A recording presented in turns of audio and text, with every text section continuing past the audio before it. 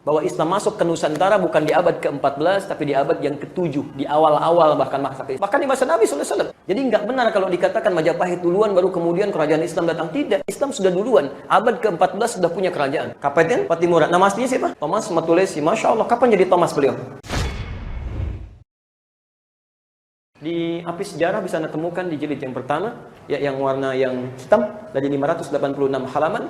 Anda bisa lihat di halaman ke-17 atau 174 di posisi paling kiri sebelah atas. Oke. Bagaimana disebutkan di situ? Ya, ternyata Islam datang ke Nusantara ini itu bukan di abad ke-14. Awas, hati-hati, bukan di abad ke-14. Awas, ini ada penyesatan yang disampaikan oleh Snokhoroi, seorang orientalis, ya, yang kemudian diminta oleh orang-orang Belanda untuk belajar langsung ke Mekah, lalu menerapkan nilai-nilai keislaman yang dia pelajari. Bukan nilainya sebetulnya, bukan nilainya, tapi gambaran-gambaran keislaman dia bawa ke Aceh untuk menyesatkan masyarakat Aceh. Di antara pendapatnya mengatakan bahwa Islam itu masuk ke Nusantara di abad ke-14. Nah, Profesor Ahmad Mansur Suryanegara dalam bukunya Apis Sejarah kemudian menepis dugaan itu, termasuk Buya Hamka yang menginisiasi Masjid Al-Azhar ini. Ya, beliau punya teori dan lebih condong kepada teori ini, bahwa Islam masuk ke Nusantara bukan di abad ke-14, tapi di abad yang ke-7, di awal-awal bahkan masa keislaman. Abad ke-7. Awal masa keislaman. Masih di masa, Masya Allah, bahkan di masa Nabi SAW. Ya. Masa Nabi SAW, setelah itu masuk ke dalam masa sahabat, terutama zamannya Utsman bin Affan radhiyallahu ta'ala anhu. Di teman-teman sekalian, apa buktinya? Ternyata di awal-awal abad ke-7 ini telah ditemukan makam seseorang, ya, yang berada di wilayah Baros. Baros, 414 km dari kota Medan, ke arah Tapanuli ke sana. Ya. Namanya Syekh Mukauddin. Syekh Mukauddin ini ditemukan di situ, ya, bertuliskan lisannya berbahasa Arab dan dia Muslim.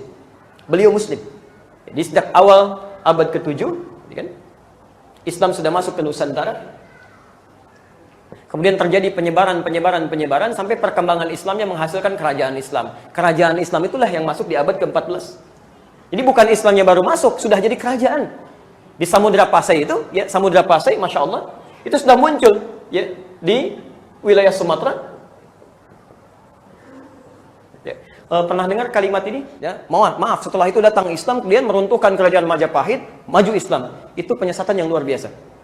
Majapahit baru berdiri tahun 1295. 1295. Teman-teman sekalian, penting diketahui, 19 tahun sebelum itu sudah tersebar kerajaan Samudra Pasai. 19 tahun sebelum itu, 19 tahun. Kurangi 19 berapa? Ayo cepat. 74, 70, 74, 76. 1276. 1276 sudah ada kerajaan Samudra Pasai dan sudah menyebar. Jadi nggak benar kalau dikatakan Majapahit duluan, baru kemudian kerajaan Islam datang. Tidak, Islam sudah duluan. Abad ke-14 sudah punya kerajaan. Snokhoroi mengatakan Islam masuk ke Nusantara abad ke-14. Bagaimana mungkin orang masuk ke Nusantara langsung bikin kerajaan? Orang Sumatera pada kemana?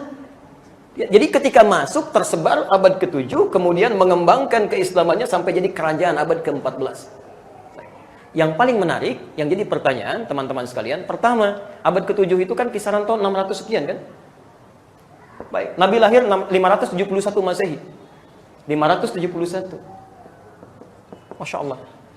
Usia 63 tahun. Kurang lebih. 4, 3, 1. Baik, 634 Hijrah. Masih abad ke-7? Masih abad ke-7. Setelah beliau wafat diteruskan, ya, oleh Abu Bakar, oleh Umar, oleh Uthman radhiyallahu ta'ala anhum jami'an. Ada ekspedisi. Masih di abad ke-7 juga. Jadi sesungguhnya Islam masuk ke Nusantara ini masih di awal-awal masa kehidupan Nabi SAW dan masa awal sahabat. Abad ke-7. Teruskan dulu. Nah, Islam apa yang dibawa oleh para sahabat ini sampai datang ke Nusantara dan menyebarkan sampai sekarang ada? Saya teruskan dulu. Ternyata Masya Allah, bukan yang jauh-jauh. Mereka membawa petunjuk Nabi SAW. Mereka ajarkan Quran. Mereka ajarkan petunjuk penjelasan hadisnya, hadis. Sehingga ketika Islam mulai menyebar, saya agak sedikit cepat ya karena waktunya mau habis. Ketika Islam mulai menyebar bukan cuma di Sumatera, bahkan ya ada mulai di Jawa sampai bahkan ke ujung Papua, sampai ada di wilayah disebut dengan Maluku. Maluku itu dari kata muluk asalnya. Muluk dari bahasa Arab. Ya, Malik jamaknya muluk, raja-raja. Karena di sana banyak kerajaan-kerajaan Islam pada waktu itu. Ada Ternate, Tidore, Bacan, macam-macam. Jadi Muslim. Di Maluku itu muslim semuanya dulunya.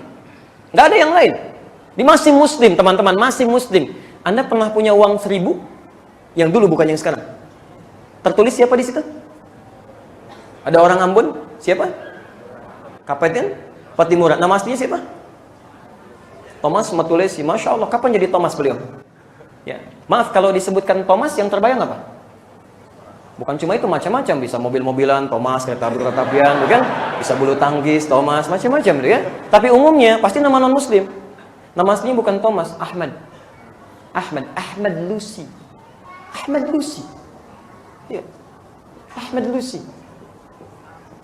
Dan beliau seorang kiai di salah satu pesantren. Pejuang luar biasa. Dulu kalau memimpin sesuatu disebut kapiten, semua itu. Sampai ke Amerika, ada kapten Amerika gitu kan. Semua kapiten. Patimura, asalnya namanya Ahmad Lucy. Entah kenapa tiba-tiba berubah jadi Thomas. Thomas Matulesi, ada yang salah di situ. Jadi sebetulnya dari ujung timur, sampai dengan dari mulai, Masya Allah ya, Sabang sampai dengan Merauke, itu aslinya Muslim.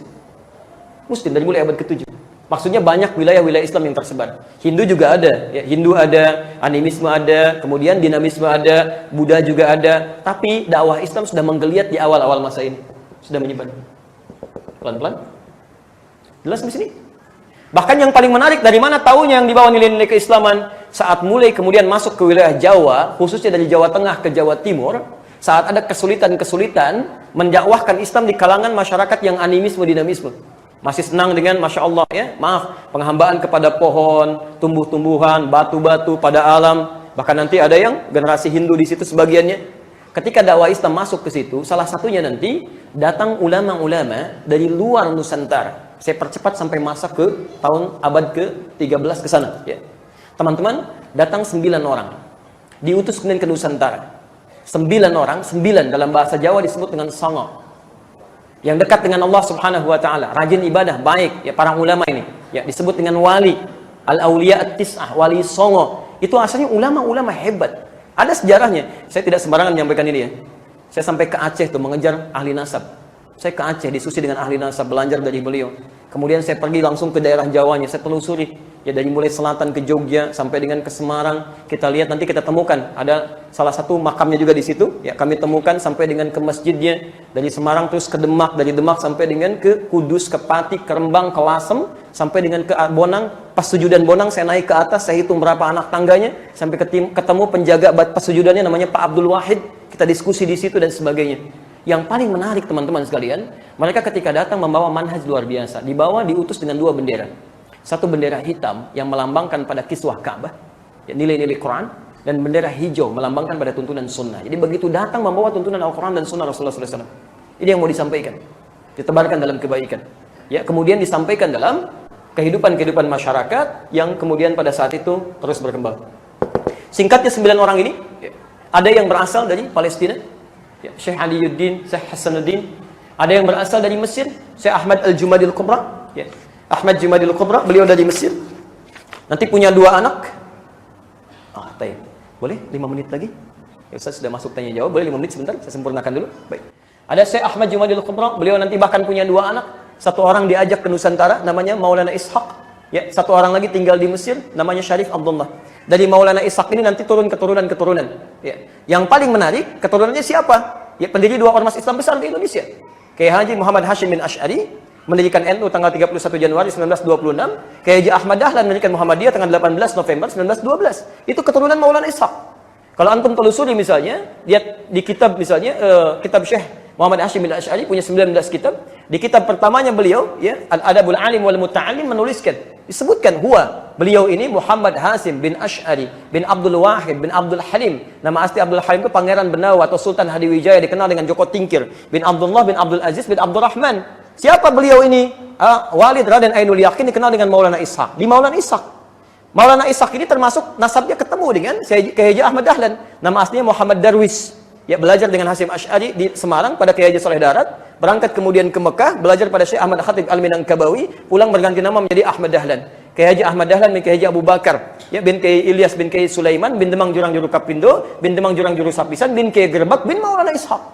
Siapa Maulana Ishaq? Anaknya Ahmad Jumadil Kubra. Anak Ali Zainal Al-Kabir, anak Ali Zainal Abidin. Keturunannya dari siapa? Al-Husain. Husain adiknya Hasan. Hasan anaknya Ali bin Abi Thalib, suaminya Fatimah, putrinya Rasulullah SAW.